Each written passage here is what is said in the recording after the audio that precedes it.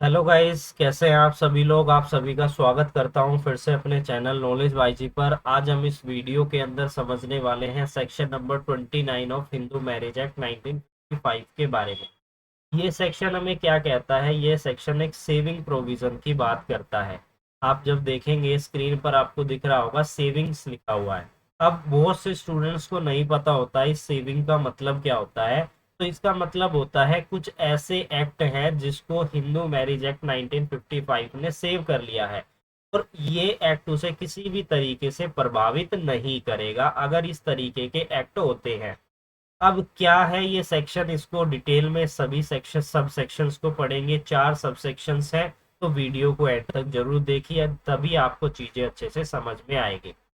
Section number 29 के subsection 1 में क्या कहा गया है कि इस एक्ट के शुरू होने से पहले दो हिंदूज के बीच में मैरिज संपन्न हुई है, यानी कि उनका विवाह हो चुका है। अब उन दोनों के बीच में जो विवाह हुआ है वो एज ए गोत्रा हुआ है, यानी कि वो एक दूसरे के पिंड से, यानी कि एक दूसरे के पिंड से बिलोंग करते हैं, या फिर डिफरेंट रिलीजियस से बिलोंग करते हैं, कास्ट से बिलोंग करते हैं, या सेम कास्ट से बिलोंग करते हैं। इस तरीके से अगर उन्होंने शादी की है और वो शादी इस एक्ट के शुरू होने से पहले हुई है, तो ये एक्ट उसे किसी भी तरीके से प्रभावित नहीं करेगा।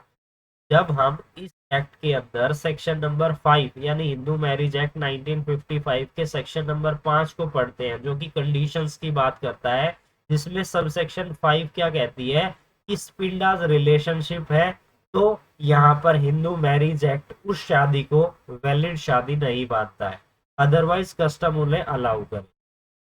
तो इस एक्ट के अनुसार अगर स्पिंडाज रिलेशनशिप है तो वो तो वॉइड मैरिज हो गई। लेकिन ये सब सेक्शन नंबर 29 का सबसेक्शन 1 ये कहता है कि अगर इस एक्ट के शुरू होने से पहले किसी भी स्पॉन्डास रिलेशनशिप के अंदर, या डिफरेंट रिलीजियन के अंदर, या डिफरेंट कास्ट से रिलेटेड, या फिर सेम कास्ट से रिलेटेड कोई भी शादी हुई है, तो ये एक्ट उसे किसी भी तरीके से प्रभावित नहीं करेगा। तो आप समझ गए होंगे कि क्या कहना चाहता है सबसेक्शन 1। बात करते हैं सबसेक्शन 2 के बारे में। सबसेक्शन 2 क्या कहता है कि पहले के समय में कस्टम्स बहुत ज्यादा इम्प्लीमेंट होते थे, कस्टम्स के अनुसार शादियां की जाती थी। तो इस एक्ट के शुरू होने के बाद या शुरू होने से पहले अगर किसी भी पार्टी की शादी संपन्न हुई है और कस्टमरी राइट ये कह रहे हैं कि इस शादी को जो है वैलिड माना जाए, या मैरिज के डिसोल्यूशन के लिए ये एक्ट जो है हमें कह रहा है कि हमारे कस्टमरी राइट है और हम कस्टम के अनुसार इस तरीके के एक्ट कर सकते हैं।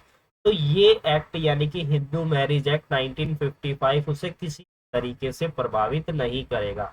यानी कि हमारे पास कस्टमरी राइट है, कस्टमरी अधिकार है, उसके अनुसार हम ये एक्ट जो है कर रहे हैं, भले ही ये एक्ट शुरू हो गया हो या शुरू हुआ ना हो। यानी कि इस एक्ट के शुरू होने से पहले या शुरू होने के बाद उससे कोई मतलब नहीं है। बात करते हैं सबसेक्शन नंबर 3 के बारे में। ये सबसेक्शन 3 हमें क्या कहता है? ये सबसेक्शन 3 हमें कहता है कि इस एक्ट के शुरू होने से पहले भी तो शादियां होती थी, बिल्कुल होती थी, मैरिज डिसोल्यूशन होता था, डिवोर्स होते थे, जुडिशियल सेपरेशन होता था, रेस्टिट्यूशन ऑफ कॉन्जुगल राइट की डिग्री पास होती थी, बिल्कुल होती थी। तो अगर इस एक्ट के शुरू होने से पहले अगर कोई भी प्रोसीडिंग चल रही है किसी भी मैट्रिमोनियल रिलीफ के संबंध में, जैसे कि डिवोर्स लिया है किसी ने, रेस्टिट्यूशन ऑफ कॉन्जुगल राइट की बात हो रही है, जुडिशियल सेपरेशन की बात हो रही है, कोई भी प्रोसीडिंग जो कि पेंडिंग है, तो वो उसी एक्ट के अनुसार कंटिन्यू की जाएगी। ये हिंदू मैरिज एक्ट जो है किसी भी तरीके से उसको प्रभावित नहीं करेगा।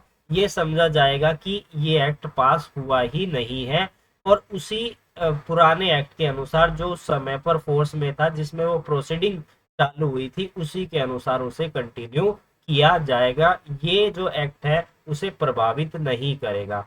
इसी तरीके से सबसेक्शन 4 यहाँ पर दिया गया है। सबसेक्शन 4 हमें क्या कह रहा है? सबसेक्शन 4 हमें ये कह रहा है कि अगर दो हिंदू है और उन्होंने स्पेशल मैरिज एक्ट 1954 के अंदर उन्होंने शादी संपन्न कर ली, तो ये एक्ट किसी भी तरीके से प्रभावित नहीं करेगा उस शादी को। यानी कि हिंदू मैरिज एक्ट हमें क्या कहता है, सिंपली यही कहता है कि दो हिंदुओं के बीच में अगर शादी संपन्न होगी तो इस एक्ट के अनुसार उसे वैलिड शादी माना जाएगा। लेकिन ये स्पेशल मैरिज एक्ट के अंदर ये नहीं लिखा है कि दो हिंदूज वहां पर जाके शादी नहीं कर सकते हैं।